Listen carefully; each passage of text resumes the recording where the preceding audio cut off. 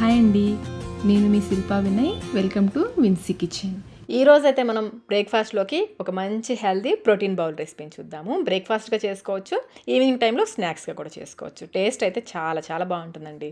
ఇందులో మనం ఒక్క చుక్క నూనె కూడా వేయము, పెద్ద పని కూడా ఏమి ఉండదండి. చాలా ఈజీగా చేసేసుకోవచ్చు. చాలా చాలా హెల్దీ. వెయిట్ లాస్ అవ్వాలనుకున్న వాళ్ళు, డయాబెటీస్ ఉన్న వాళ్ళు కూడా హ్యాపీగా తినేయచ్చు. అలాగే ఈ ప్రోటీన్ బౌల్ పెద్దవాళ్ళకే కాదండి, పిల్లలకి కూడా మార్నింగ్ బ్రేక్ఫాస్ట్గా ఇవ్వచ్చు. మరి ఇంకెందుకు ఆలస్యం, ఎంతో టేస్టీ హెల్దీ ప్రోటీన్ బౌల్ని ఎలా తయారు చేసుకోవాలో చూసేద్దాం రండి. ముందుగా ఒక గిన్నెలోకి 3/4 కప్పు పెసలు, నేనైతే ముగ్గురికి సరిపడా చేస్తున్నాను.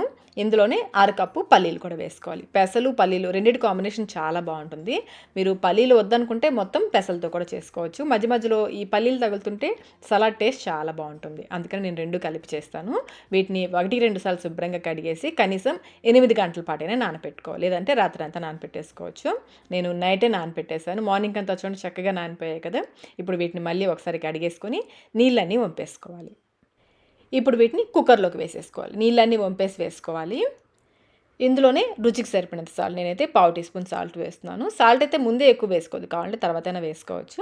అలాగే 1/2 కప్పు నీళ్లు కూడా పోసుకోవాలి. మనం పెసలు కొలుచుకున్నాం కదా, అదే కప్పుతో 1/2 కప్పు నీళ్లు పోసేసి మూత పెట్టేసుకుని మీడియం ఫ్లేమ్లో 2 విజిల్స్ వచ్చేంత వరకు ఉడికించుకోవాలి.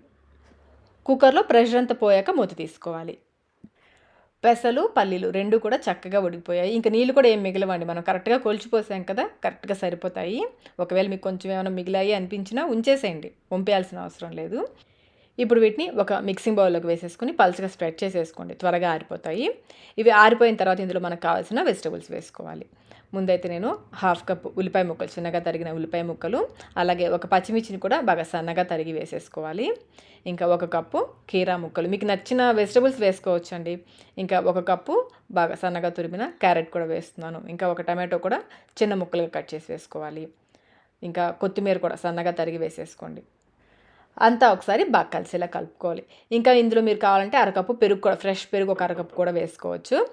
లాస్ట్ ఒక వీడియోలో నేను కాబూలీ శనగలతో చేసిన సలాడ్ రెసిపీలో పెరుగు వేసి చేశాను కదా, అందుకని ఈ సలాడ్లో నేను పెరుగు వేయకుండా చూపిస్తున్నాను. మీకు పెరుగు ఇష్టం ఉంటే కనుక చక్కగా 1/2 కప్ పెరుగు వేసేసుకోండి.